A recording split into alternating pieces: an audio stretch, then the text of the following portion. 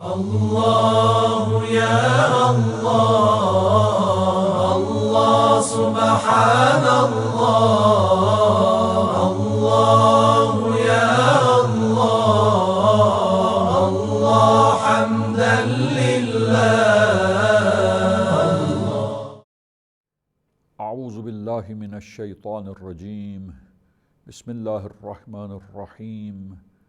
الحمد للہ رب العالمین والصلاة والسلام علی اشرف الانبیاء والمرسلین وآلہ الطیبین الطاہرین المعصومین. معزز سامعین، محترم ناظرین، عصمت انبیاء معصومین علیہم السلام کی عصمت اور ان کے معصوم ہونے کی دلیلیں اور ان میں نقلی دلائل جو عقلی دلائل کی تائید کرتے ہیں، تاکید کرتے ہیں، وہ بیان ہو رہے تھے. ہم نے آیات قرآنی میں سے چند آیتیں اس مطلب کے لیے اور ان کی کیفیت دلالت کس طریقے سے ہے، یعنی کس انداز سے ان سے استدلال کیا جاتا ہے اور کیسے وہ دلیل بنتی ہیں اس عقیدے پر، اس بات پر کہ انبیاء علیہم السلام معصوم ہیں. یہ مطالب بیان ہوئے اور آج کہ اس پروگرام میں ہم چند روایات نمونے کے طور پر آپ کی خدمت میں پیش کرتے ہیں. اور ایک روایت جو اصول کافی میں ہے ہم آپ کی خدمت میں پیش کریں، اور مرحوم شیخ محمد بن یعقوب کلینی علیہ الرحمہ نے جلد اول میں اصول کافی میں روایت کو امام جعفر صادق علیہ السلام کی روایت ہے اور ان سے منقول ہے. اس روایت کو انہوں نے کتاب میں محفوظ فرمایا ہے، ذکر کیا ہے.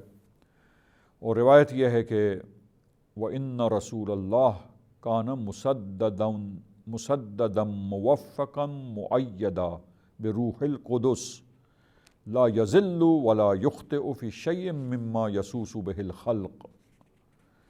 بے شک رسول اللہ جو ہیں وہ اللہ تعالیٰ کی طرف سے ان کی تائید کی گئی تھی.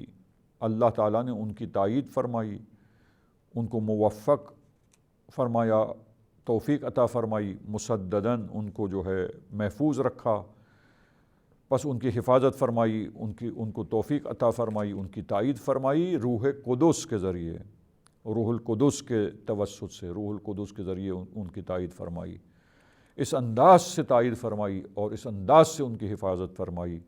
روایت کہتی کہ لا یزلو، کہ کہیں بھی لغزش نہیں ہوئی، کہیں پہ بھی لغزشیں نہیں ہوئی ہیں سرزد. ولا یخطئ فی شیء، اور نہیں کہیں پر کسی مقام پر بھی، کسی جگہ پر بھی کسی شے کے بارے میں خطا نہیں سرزد ہوئی رسول اللہ سے. مما یسوس بہ الخلق، یعنی بندگان خدا کے لیے جو کچھ امور آئے، جو کچھ امور ان سے مربوط تھے، ان کے سلسلے میں جو کام بھی رسول اللہ نے انجام دیا اس میں کہیں پر بھی خطا نہیں کی. اب آپ بتائیے کہ رسول اللہ جو پیروی کے لیے عملی نمونہ قرار دیے گئے ہیں، پیش کی گئی آیت آپ کے سامنے، آپ کی خدمت میں پہلے پروگراموں میں بیان ہو چکی کہ اللہ تعالیٰ نے رسول اللہ کو تمام انسانوں کے لیے پیروی کے لیے اور عمل کرنے کے لیے بہترین نمونہ قرار دے دیا، نمونہ عمل بنا دیا اور ان کی پیروی کو واجب کر دیا، ان کی اطاعت کو واجب کر دیا مطلق طور پر. یہ آیتیں آپ کی خدمت میں بیان کی جا چکی، پیش کی جا چکی ہیں. تو عزیزان گرامی، اس روایت میں جو منقول ہے امام جعفر صادق علیہ السلام سے اصول کافی میں، اور اصول کافی کے حوالے سے جو یہ کتاب میرے سامنے ہے وہاں سے میں آپ کی خدمت میں پیش کر رہا ہوں. تو اب دیکھیے عزیزان گرامی کہ اس روایت کے مطابق جو یہاں سامنے ہے ہمارے، اور کافی سے یہاں لکھی گئی ہے کافی کے حوالے سے، اور کافی میں جو ہے وہ اپنے سلسلے سند کے ساتھ یہ منقول ہے امام جعفر صادق علیہ السلام سے. تو اس روایت کے مطابق آپ دیکھیے کہ یہ دلالت کرتی ہے اور بیان کرتی ہے اسی مطلب کو کہ اللہ کے حبیب یعنی ہر لمحے اللہ تعالیٰ نے کیا کیا ہے. دیکھیے جب خلق اور مخلوقات اور بندگان خدا کے تمام امور کے سلسلے میں رسول اللہ کو ذمہ دار اللہ نے بنایا، دیکھیے تو وہ کتنی بڑی ذمہ داری ہے، یعنی کوئی لمحات زندگی کے کیا ان ذمہ داریوں سے ہٹ کر خالی ہو سکتے ہیں جہاں پر تمام مخلوقات خدا کی، تمام بندگان خدا کی اور تمام انسانوں کی، آپ دیکھیے کہ جو امور ان کے ساتھ مربوط ہیں اور ان امور کے بارے میں جو بھی تعلیمات پیش ہوئی ہیں اور ان تعلیمات پر خود عمل کر کے دکھلانا ہے تاکہ عملی نمونہ بن سکیں مطلق طور پر تمام انسانوں کے لیے جو آخرت کے خواہاں ہیں، ان تمام انسانوں کے لیے جو واقعاً سعادت چاہتے ہیں۔ دیکھیے کمال تو ہر انسان چاہتا ہے، اپنے کو بہتر بنانا ہر انسان چاہتا ہے، لیکن بہتر بنانے کا کرائیٹیریا کیا ہے، معیار کیا ہے، اس میں انسان خطا کرتا ہے۔ وہ دنیا اور مادی لذتوں کو حصول کو کبھی معیار بنا لیتا ہے، اور یہ اس بات کی دلیل ہے کہ اس نے عقل کو صحیح بروئے کار لا کر عقل کو استعمال کر کر صحیح فیصلہ عقل کے مطابق نہیں کیا، نادانی کا فیصلہ کیا ہے۔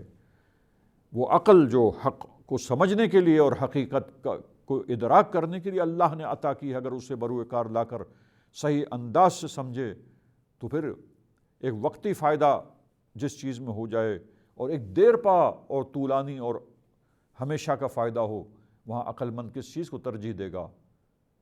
اللہ نے آزمایا ہے، پس آزمائش میں جو وقتی فائدے کو اور خواہشات نفسانی کو اور موقت اور وقتی لذتوں کو ترجیح دے دے طولانی اور دیر پا فائدوں کے اوپر اور ہمیشہ کی سعادت کے اوپر، تو یقیناً یہ انسان نادان ہے جو وقتی لذتوں اور وقتی خواہشات کی جو نفس کی تسکین ہے اس کے پیچھے دوڑ رہا ہے۔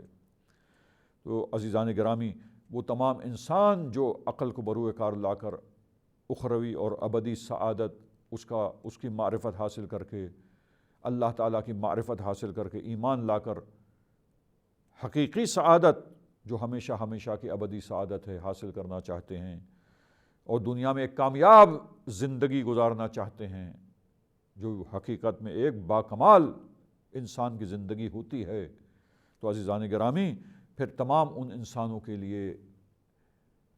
انسانوں کے لیے نبی کی ذات اور اپنے اپنے دور کے تمام انسانوں کے لیے اس زمانے کے انبیاء علیہم السلام کی ہستیاں یہ کیا تھیں؟ یہ نمونہ عمل تھیں۔ بس وہ جو مطلق طور پہ نمونہ عمل ہو، اور اگر کامیابی انسان چاہتے تو مطلق طور پر اس کی اطاعت کریں ہر مسئلے کے اندر، ہر بات کے اندر، کیونکہ اس کا رابطہ اللہ تعالیٰ کے ساتھ ہے۔ ہم اللہ کے ساتھ براہ راست کیسے احکام کو حاصل کریں، کیسے بہت سارے علوم جس کی ضرورت ہے اس کے بارے میں آگہی کیسے حاصل کریں، وہ براہ راست ہمیں اللہ سے رابطے کے ساتھ نہیں مل سکتے۔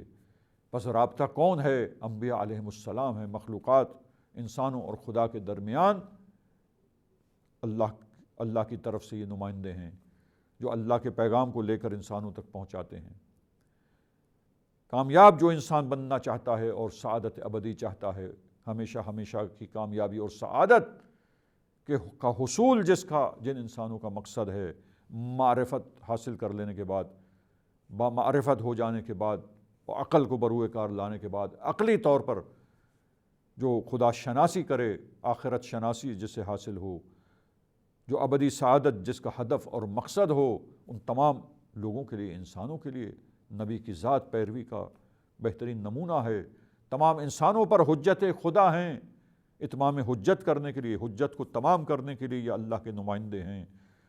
تو عزیزان گرامی، ایسے نمائندے، یہ روایت یہی بتلاتی ہے کہ پھر اتنے امور مخلوقات کے ان بندوں کے ہیں، ان تمام امور کے اندر ان کی ہدایت کرنی ہے، ان کی رہبری کرنی ہے، انہیں راہ راست پر لانا ہے۔ تو آپ سوچئے کہ یہ تمام باتوں کو میں نے جو آپ کی خدمت میں پیش کیا مقدمات، یہ روایت اب کیسے دلالت، اب جب اتنے سارے امور ہیں، اتنے سارے مسائل ہیں زندگی کے، حیات کے، مخلوقات کے، اور ان تمام امور میں ارشاد اور ہدایت اور نصیحت اور ان کو ٹھیک طریقے سے انجام دینا اور تمام انسانوں کو حکم دینا کہ رسول اللہ کی پیروی کریں، اطاعت کریں، کامیابی چاہتے ہیں تو ہر لمحہ مطلق طور پر، ہر لحظہ جیسے نبی کریں ان کے نقش قدم پر چلیے، جو نبی حکم دیں اس کی اطاعت کیجیے، ان کا اتباع کیجیے، ان کی سیرت کی پیروی کیجیے، ان کی سیرت پیروی کے لیے بہترین نمونہ ہے۔ تو عزیزان گرامی یہ اسی وقت ہو سکتا ہے، اور یہ روایت یہی بتلا رہی ہے۔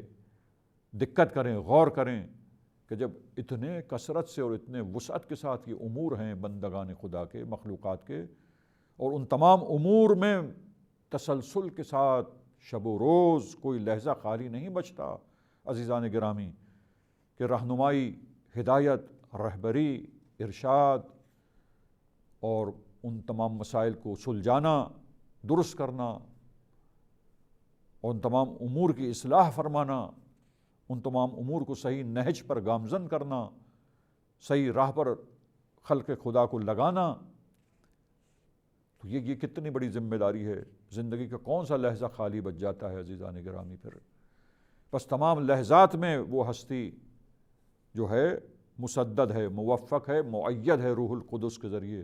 بس اللہ کی طرف سے ایسا لطف و کرم ہے کہ کہیں پر کوئی اشتباہ ان ہستیوں سے سرزد نہیں ہوتا، کوئی خطا ان سے ظاہر نہیں ہوتی، کہیں پر یہ خطا کا ارتکاب نہیں کرتے، کہیں پر یہ بھول کر الٹ کام نہیں کر دیتے، کہیں پر نسیان طاری ہو جائے اور جو بات پہنچانی اس کی بجائے کوئی دوسری بات بیان کر دیں، ایسا نہیں ہوتا۔ کیونکہ جس ہستی کو چنا گیا ہو نمونہ عمل بنانے کے لیے، جس ہستی کا انتخاب کیا گیا ہو اس سے تمام مخلوقات پر اور انسانوں پر حجت قائم کرنے کے لیے، اللہ کی حجت ہے تمام مخلوقات پر، تمام انسانوں پر، تمام مخلوقات کے اور انسانوں کے، سب انسانوں کے تمام امور کے سلسلے میں جہاں رہنمائی کرنی ہے، ہدایت کرنی ہے، اس کے ذمہ دار یہ ہستیاں ہیں، رسول اللہ کی ذات ہے۔ تو پھر یقیناً اللہ کا لطف و کرم بھی ایسا ہی ہوگا کہ وہ ہستی معصوم ہو، جیسا کہ یہ روایت میں یہی ہمیں سمجھ میں آتا ہے عزیزان گرامی۔ ایک اور روایت آپ کی خدمت میں پیش کروں اور آج کے پروگرام کو ہم اختتام کی منزل کی طرف لے جائیں عزیزان گرامی۔ ایک اور روایت جو ہے وہ میں بیان کرتا ہوں، بحار الانوار کی روایت ہے۔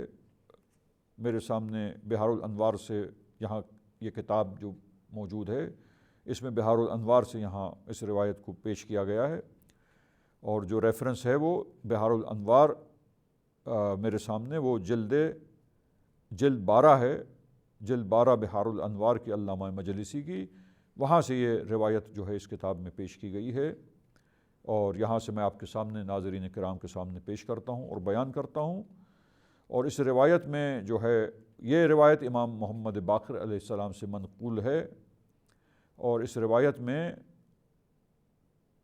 کے مطابق جو پیش ہوا ہے مطلب اس روایت میں وہ یہ ہے کہ ان الانبیاء لا یذنبون لانہم معصومون مطہرون لا یذنبون ولا یزیغون ولا یرتکبون ذنبا صغیرا ولا کبیرا۔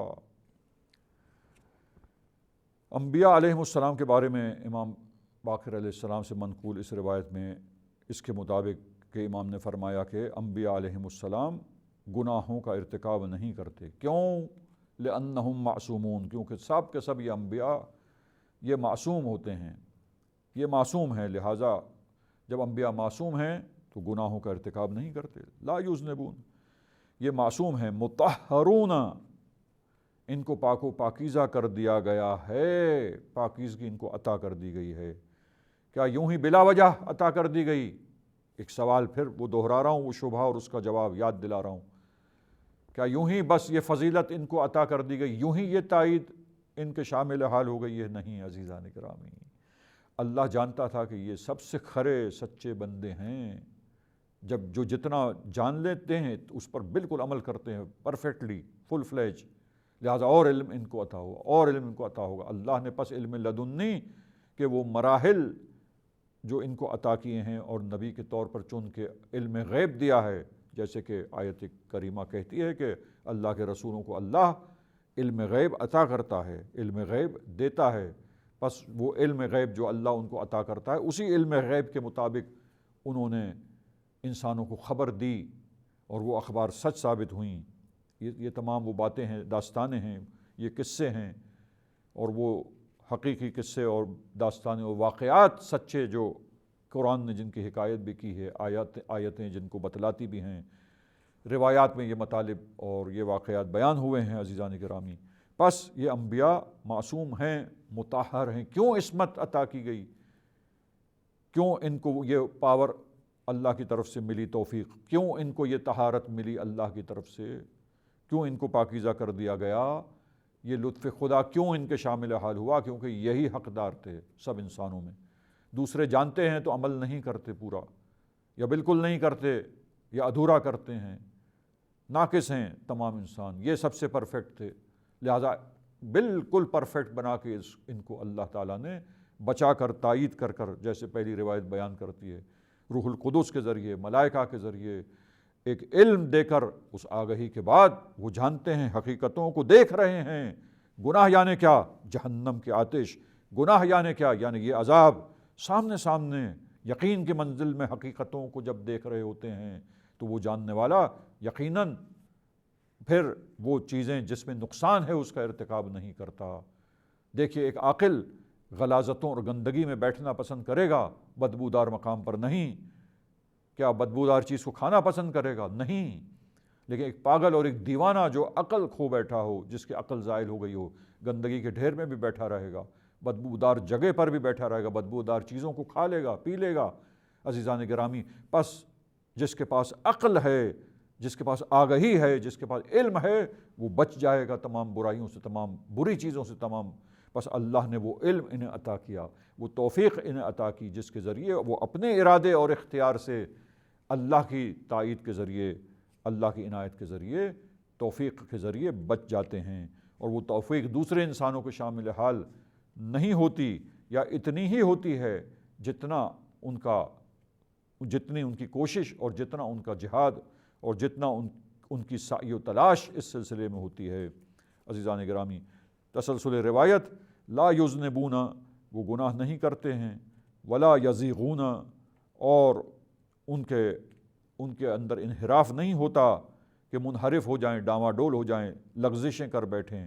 ولا یرتکبون ذنبا صغیرا ولا کبیرا، وہ کوئی بھی گناہ کا ارتکاب نہیں کرتے انبیاء، نہ گناہ صغیرہ کا، نہ ہی گناہ کبیرہ کا، نہ ہی چھوٹے نہ بڑے، کوئی بھی گناہ جو ہے وہ انجام نہیں دیتے۔ تمام گناہوں سے وہ پاک و پاکیزہ ہیں، تمام گناہوں سے وہ بچے ہوئے ہیں، انہوں نے اپنے کو بچایا ہے، اس راہ میں کوششیں کی ہیں، اللہ نے انہیں توفیق دی ہے، لہٰذا یہی ہے عصمت، یہی ہے معصوم ہونا عزیزان گرامی۔